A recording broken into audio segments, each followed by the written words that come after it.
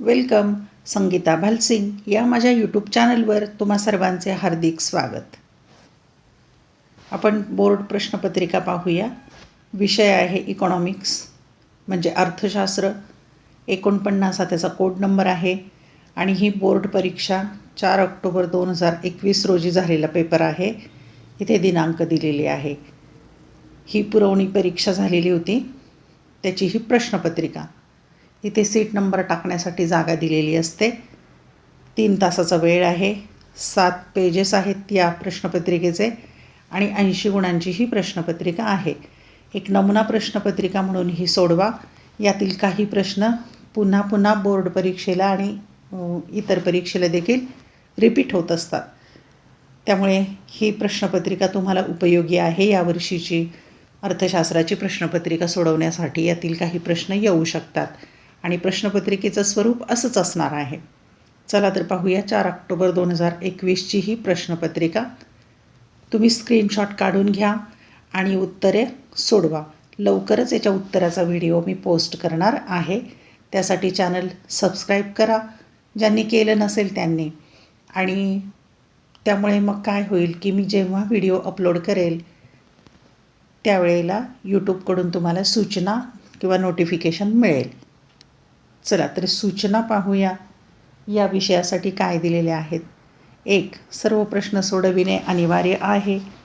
दुसरी सूचना, आवश्यक त्या ठिकाणी कोष्टके किंवा आकृत्या काढायच्या, सुबक आकृत्या काढायच्या. 3. उजव्या बाजूचे अंक प्रश्नांचे पूर्ण गुण दर्शवतात. प्रश्नपत्रिकेत उजव्या बाजूला कोणत्या प्रश्नाला किती गुण आहे हे दर्शवलेलं असतं. 4थी महत्त्वाची सूचना, सर्वच विषयांना वापरायची. सर्व मुख्य प्रश्नांची उत्तरे नवीन पानांवर लिहावीत. मुख्य प्रश्न म्हणजे पहिला, दुसरा, तिसरा असे जे प्रमुख प्रश्न असतात ते नवीन पानावर घ्यायचे आहेत. ही प्रश्नपत्रिका स्क्रीनशॉट काढून घ्या आणि मग सोडवा. मी लवकरच उत्तराचा व्हिडिओ पोस्ट करणार आहे. पाहूया प्रश्नपत्रिका. प्रश्न पहिला जो आहे तो एकूण 20 गुणांचा आहे. सगळे वस्तुनिष्ठ प्रश्न आहेत. 1 मार्काचे. सहज 20 पैकी 20 गुण मिळू शकतात. प्रश्न आहे 5 गुणांचा. खालील दिलेल्या पर्यायांपैकी योग्य पर्याय निवडा. 1. अर्थशास्त्राची शाखा जी संसाधन वाटपाशी संबंधित आहे. सूक्ष्म अर्थशास्त्र, ब. स्थूल अर्थशास्त्र, क. अर्थमिती, ड. मौद्रिक अर्थशास्त्र. आणि याच्यासाठी पर्याय दिलेले आहेत. पहिला पर्याय आहे ब. क. दुसरा पर्याय ब. तिसरा फक्त आणि चौथा पर्याय वरीलपैकी नाही. अचूक पर्याय निवडायचा आणि विधान पूर्ण लिहायचं. क्रमांक 2. एखादी गरज पूर्ण करण्यासाठी 2 किंवा अधिक वस्तूंची एकत्रित मागणी केली जाते. प्रत्यक्ष, ब. अप्रत्यक्ष, क. संयुक्त किंवा पूरक, ड. संमिश्र. पर्याय दिलेले आहेत. पहिला पर्याय ड. दुसरा पर्याय ब. क. तिसरा पर्याय क. चौथा पर्याय फक्त क. अचूक पर्याय निवडायचा आणि विधान पूर्ण लिहायचं आहे. क्रमांक 3. एकजिन्सी वस्तू हे या बाजाराचे वैशिष्ट्य आहे. मक्तेदारी, ब. मक्तेदारीयुक्त स्पर्धा, क. पूर्ण स्पर्धा, ड. अल्पाधिकार. पर्याय पहिला फक्त क. दुसरा ब. क. तिसरा पर्याय ब. ड. चौथा पर्याय क. ड. क्रमांक 4चं विधान आहे. या अर्थशास्त्रज्ञाच्या मते सार्वजनिक वित्त व्यवहार हा अर्थशास्त्र व राज्यशास्त्र यांच्या सीमारेषेवर आहे. पर्याय ॲडम स्मिथ, ब. अल्फ्रेड मार्शल, क. प्रोफेसर व्ह्यू डाल्टन, ड. प्राध्यापक फिंडले शिराज.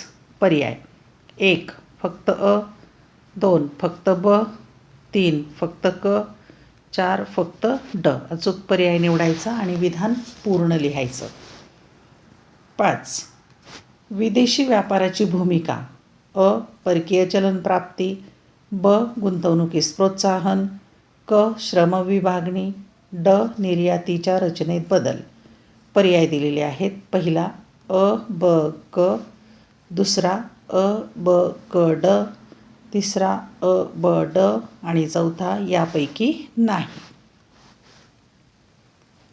ब प्रश्न आहे, खालील सहसंबंध पूर्ण करा. त्यालाही 5 गुण आहेत. 5 गुणांचा हा प्रश्न. 1. सूक्ष्म अर्थशास्त्राचा संबंध झाड, तर स्थूल अर्थशास्त्राचा संबंध या चौकटीमध्ये लिहायचा आहे. चौकटी पेन किंवा पेन्सिलने केल्या तरी चालतात. 2. एक ग्राहक वैयक्तिक मागणी, अनेक ग्राहक त्यांची मागणी कोणती ते लिहायचं. 3. रिकामी चौकट आहे, खाली उतरणारा वक्र, पुरवठा वक्राचा संबंध वर जाणारा वक्र. 4. किंमत निर्देशांक भाववाढ, चौकटीमध्ये उत्तर लिहायचं शेती उत्पादन. 5. रिकामी चौकट आहे, मध्यवर्ती बँक, भारतीय स्टेट बँक, व्यापारी बँक. चौकटी पेन किंवा पेन्सिलने काढून अचूक उत्तर लिहा. 5 गुणांच्यासाठी 5. प्रश्न क्रमांक पहिल्यातलाच क आहे, खालील विधानांसाठी आर्थिक पारिभाषिक शब्द लिहा. 5 गुण आहेत. 5 प्रश्न सोडवायचे. 1. एखाद्या काळानुसार उपयोगाच्या वाढत्या वस्तूची वाढणारी उपयोगिता. 2. एका वस्तूची मागणी अनेक उपयोगांसाठी केली जाते. 3. थोडे विक्रेते असलेला बाजार. 4. आगामी आर्थिक वर्षातील सरकारची अपेक्षित प्राप्ती आणि नियोजित खर्चाचे वित्तीय विवरण. 5. मागणीनुसार पैसे काढल्या जाणाऱ्या ठेवी. 5 पैकी 5 सोडवायचे. 5 गुण. ड प्रश्न पहिल्यातलाच वस्तुनिष्ठ प्रश्न. खालील विधाने पूर्ण करून संपूर्ण विधाने पुन्हा लिहा. 5 गुण. विधान पूर्ण लिहायचं आहे, फक्त उत्तराचा पर्याय द्यायचा नाही. अचूक उत्तर लिहून विधान लिहायचं आहे. 1. जेव्हा सीमांत उपयोगिता ऋण होते तेव्हा एकूण उपयोगिता, इथे रिकामी जागा पर्याय निवडायचा. अ. वाढते. ब. स्थिर राहते. क. घटते. ड. शून्य असते. 2. अधिक किमतीला कमी नगरसंख्येची मागणी केली जाते, त्याला टिंबटिंब असे म्हणतात. पर्याय. अ. मागणीतील वृद्धी. ब. मागणीचा विस्तार. क. मागणीतील ह्रास. ड. मागणीचा संकोच. अचूक उत्तर निवडून पूर्ण विधान लिहायचं. 3. प्रत्येक नगरसंख्येच्या विक्रीनंतर मिळणारी रक्कम म्हणजे. पर्याय. अ. एकूण प्राप्ती. ब. सीमांत प्राप्ती. क. सरासरी प्राप्ती आणि ड. सीमांत खर्च. 4. भारतीय नाणे बाजारातील संघटित क्षेत्रामध्ये समाविष्ट. पर्याय. अ. स्थानिक बँकर्स. ब. सावकार. क. व्यापारी बँक. ड. अनियंत्रित बिगर बँक वित्तीय मध्यस्थ संस्था. आणि 5वं. एका देशाने दुसऱ्या देशाकडून केलेली वस्तू व सेवांची खरेदी. पर्याय. अ. निर्यात व्यापार. ब. आयात व्यापार. क. पुनर्निर्यात व्यापार. ड. देशांतर्गत व्यापार. 5 पैकी 5 सोडवायचे. प्रश्न क्रमांक दुसरा प्रश्न जो आहे अ. 6 गुणांचा आहे. खालील उदाहरणांच्या आधारे संकल्पना ओळखून ती स्पष्ट करा. प्रश्न दुसरा 12 गुणांचा आहे, पण अ जो आहे तो 6 गुणांचा. कोणतेही 3 सोडवायचे 5 पैकी, म्हणजे एका प्रश्नाला 2 गुण. संकल्पना ओळखायला 1 गुण आणि त्याचं कारण लिहायला 1 गुण. 1. माधवने एका कुटुंबात होणाऱ्या मासिक खर्चाची माहिती गोळा केली. 2. पूजाने वही पेनचा वापर करून निबंध लेखनाची गरज पूर्ण केली. 3. भारतात साबण उत्पादनाच्या अनेक कंपन्या आहेत.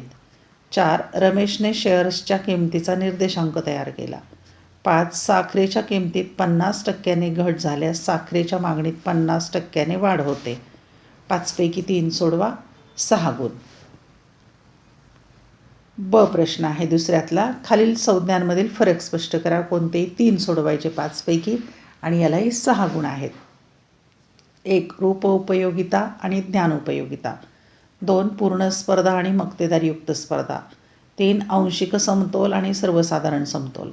4. प्रत्यक्ष कर आणि अप्रत्यक्ष कर. 5. संपूर्ण लवचिक मागणी आणि संपूर्ण अलवचिक मागणी.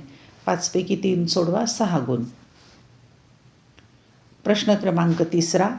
खालील प्रश्नांची उत्तरे लिहा. कोणतेही 3 सोडवायचे. 12 गुण आहेत, म्हणजे एका प्रश्नाला 4 गुण.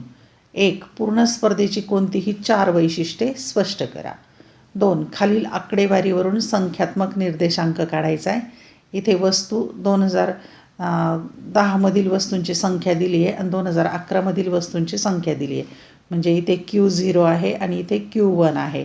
अ, ब, क, ड. 20, 35, 75, 70, 55, 60, 110, 75 अशा संख्या दिलेल्या आहेत. त्यावरून संख्यात्मक निर्देशांक काढायचा आहे. तिसरा प्रश्न, सरकारच्या करेतर उत्पन्नाचे कोणतेही 4 स्रोत स्पष्ट करा. 4. व्यापारी बँकेचे ठेवी स्वीकारणे हे कार्य स्पष्ट करा. 5. राष्ट्रीय उत्पन्नाची कोणतीही 4 वैशिष्ट्ये लिहा. प्रश्न क्रमांक 4. खालील विधानांशी सहमत आहात की नाही ते सहकारण स्पष्ट करा. कोणतेही 3 सोडवायचे.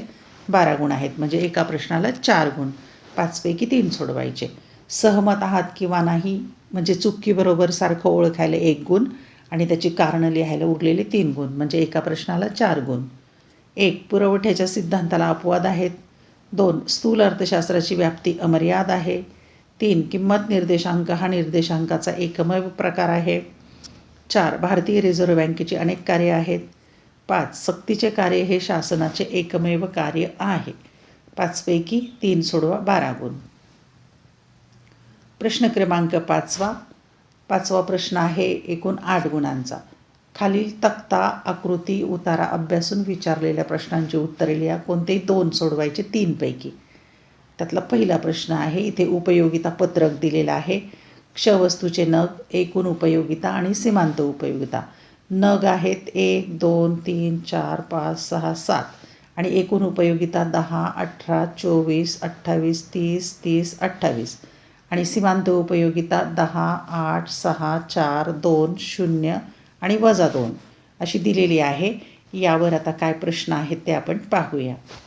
पहिला प्रश्न, वरील पत्रकाचे एकूण उपयोगिता व सीमांत उपयोगिता वक्र काढायचे. 2 गुण आहेत त्याला. दुसरा प्रश्न, जेव्हा एकूण उपयोगिता महत्तम असते तेव्हा सीमांत उपयोगिता टिंबटिंब असते. त्याला 1 गुण लिहायचे चौकटीत. चौकटीत उत्तर लिहिलं की 1 गुण मिळेल. 3. जेव्हा एकूण उपयोगिता घटते तेव्हा सीमांत उपयोगिता टिंबटिंब. याचं उत्तर लिहिलं की 1 गुण मिळेल. असे 4 गुणांचा आहे प्रश्न. नंबर 2. आता इथे पुरवठा आणि किंमत म्हणजे इथं पुरवठ्याचा वक्र दिलेला आहे. यावर काय प्रश्न आहेत ते पाहूया. 1. आकृतीत पुरवठा, नगसंख्या व टिंबटिंब यांचा प्रत्यक्ष संबंध दर्शवला आहे. 1 गुण. 2. आकृतीत प या पुरवठा वक्राची प्रवृत्ती टिंबटिंब आहे किंवा चौकटीत उत्तर लिहायचं. 1 गुण. 3. किंमत वाढल्यामुळे पुरवठा त्याच्या पुरवठा वक्रावर वरच्या बाजूस सरकतो. बिंदू र पासून बिंदू त कडे. या प्रवृत्तीस रिकामी जागा टिंबटिंब म्हणतात. त्याला 1 गुण. 4. किंमत कमी झाल्यामुळे पुरवठा त्याच पुरवठा वक्रावर खालच्या बाजूला सरकतो.